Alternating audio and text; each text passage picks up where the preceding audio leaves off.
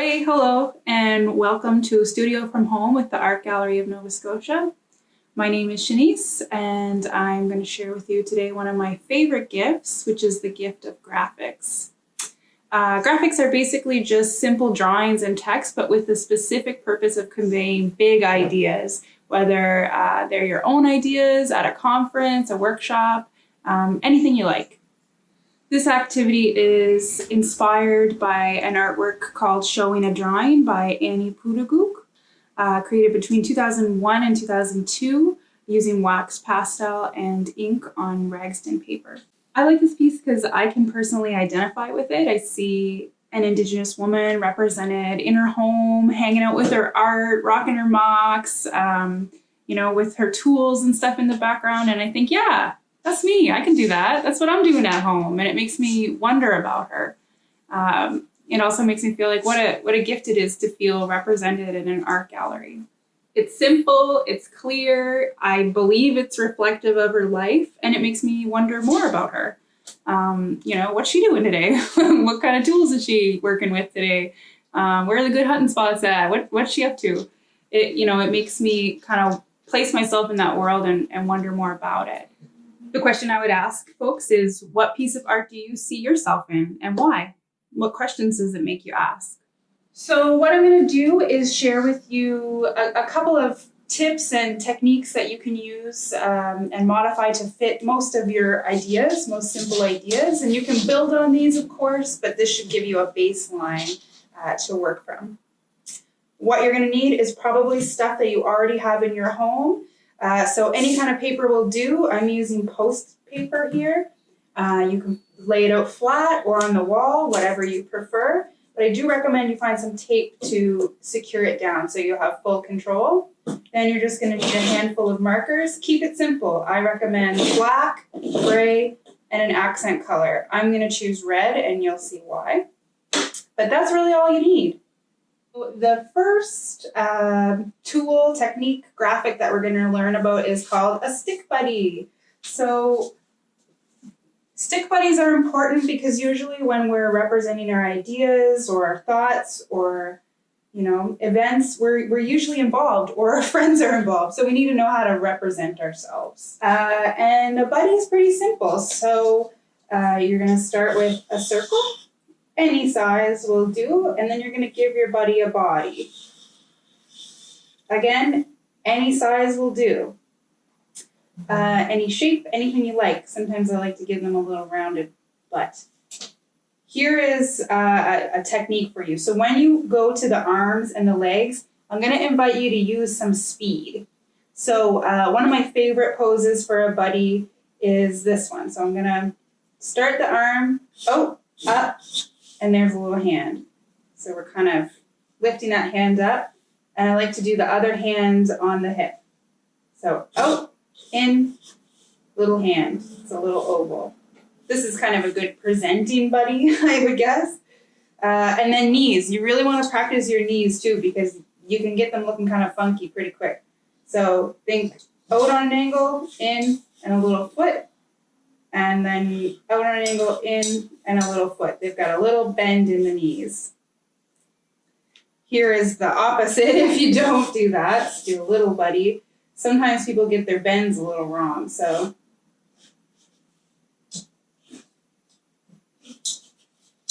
But, I don't know. It's hard to do, but practice your bends of your knees so they look kind of natural.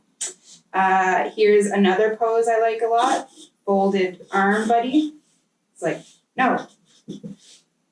But then you're going to give your buddy some flair. So this is where the gray comes in handy. Gray is so awesome because we're going to learn to do a drop shadow. So we're just going to pick one side of the buddy and give them a little shadow there. And you can even give them a little shadow to stand on.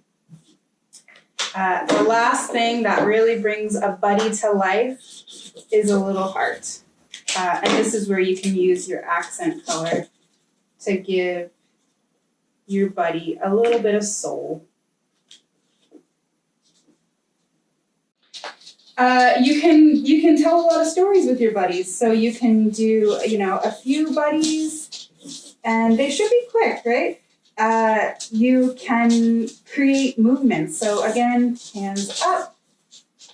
We'll do, this one will be like hands down, and maybe we'll just give this one a real funky arms, and we'll do some legs, out, in, like a little kick. Maybe we'll have a really, like a wide stance here. And let's do like a jump. So a magical thing happens if you want to really bring these to life. You just add a few of these little quotation mark looking things, and it looks like movement. Then you can give your buddies their drop shadows and give them their little buddy souls.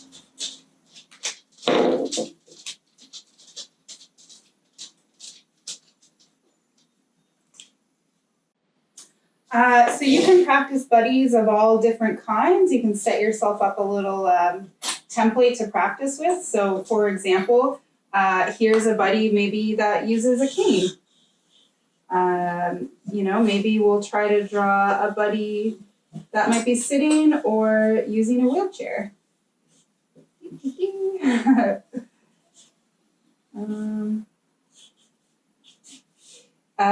You can do, this is a popular one too, a thinking buddy.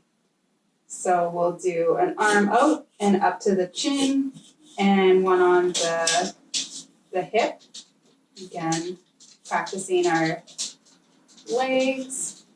You can do a cross-legged buddy. They often look a little funky.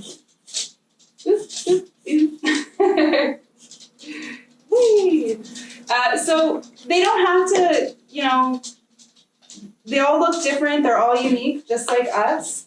But practice making buddies that represent your life or your friends or, people different from you.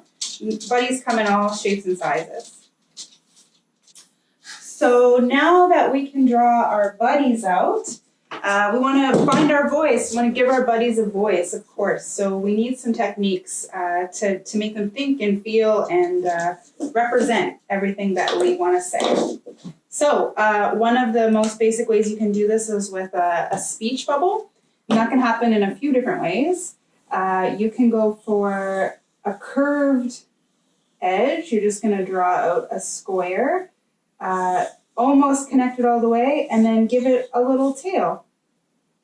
You can also do it with square edges and a sharper tail. You can also layer them. So it could be like a little conversation. So I can do one behind and a little tail. This is also a great time to use your drop shadow technique. So again, these little simple touches really elevate your images. Maybe your buddy's not ready to use their voice that way and they're still thinking about something. So you can always draw these awesome clouds and have them trail down. And you can utilize your thinking buddy again. Oh, yep, that's where their arm is coming up. That's okay. Another quick way that you can kind of give your buddy's voice and thoughts and ideas without writing is by using symbols. So obviously some popular ones would be like a question mark. Maybe they have an idea and you want to do a light bulb. Beep, beep, beep, beep. Maybe they're really mad or excited. You can also, utilize all your emojis at this time, right? I love it. These are really simple ways to get emotions across pretty quickly. But maybe you do want to give your buddies some specific voice or some specific messages. Again, you can use signs in different ways. I do recommend that you use capital letters. That's just going to make it clear. It's going to make it quick and easy for somebody to understand. Using capital letters, let's put in some messages or some ideas that I care about. So capitals, Black Lives Matter. Or maybe We'll do another sign over here. You can remember your layers, right? Put it in front. You can have your buddy holding it. And we'll say strong, resilient, and we'll put indigenous down here. So try as much as you can to keep them straight, keep them bold, and that'll help with clarity. And of course, these buddies have huge souls and drop shadows. Oh, that buddy looks like they're stomping. Buddies are, they represent, I guess, whatever we want them to. They are, in some ways, invisible because they're so neutral, but you can give them heart and personality by how you use them. And finally, the piece de resistance is the most exciting thing about graphics. Watch out if you can do this. Your phone's not going to stop ringing. You're going to have gigs lined up. It's going to intensify really quickly. It is the banner. Really, really simple, but really makes your work seem really fancy. So how do we make this amazing technique happen? How do we make this beautiful tool work? So let's start with 2 lines. Bam, bam. They can be together, they can be separate. We're going to start with this little wavy banner. So once I've got my 2 lines there, this is going to be quite a long banner. I'm going to gradually come uphill and connect it. Same thing on this side. Gradually come to connect. And there we go. There's where my words are going to go. After this, I'm going to make my tails. And I go for like a wavy tail. They can also be quite geometric. So let's start on our right side. We're going to bring it in like an S and curve out. Okay, then we're going to go about halfway to the edge of the banner and match that bottom line.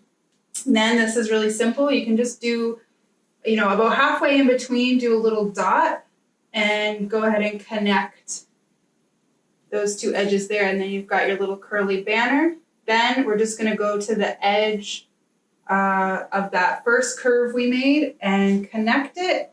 And we've got that little shape. Not too bad.